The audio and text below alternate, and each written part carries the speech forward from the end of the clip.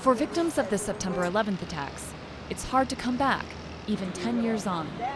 It's sort of surreal, just kind of looking at, the work and it's hurtful. What used to be. Along with thousands of other New Yorkers, Victoria was in the North Tower at 8:46 a.m.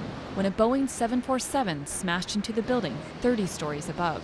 I hear this resounding sound, crash, and all of a sudden the building begins to sway from side to side. The people around me were running, they were screaming, they were crying. 15 minutes later, at 9:03 a.m., United Airlines Flight 175 crashed into the South Tower with 65 captives and 5 terrorists on board.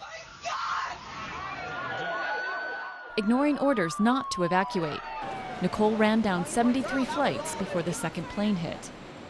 Downstairs, she first realized the full scale of the disaster. It looks a mess. You got flooding, you have water, you have people that were injured. I was able to see outside, and so you saw fallen bodies, of individuals that were higher up than I was. It was just a mess. At 9:59 a.m., the South Tower, hit by the second plane, collapsed like a house of cards, disintegrating into a massive cloud of dust and smoke. Maggie barely escaped and walked dazed onto a street covered in ash. See on the ground here, this is like an inch or so deep. It just imploded down like this. And I'm just looking at it like I'm staring. I'm just like in awe. And I'm not really realizing that I'm going to get caught in that avalanche of ash and glass. It took just 102 minutes for the New York skyline to change forever.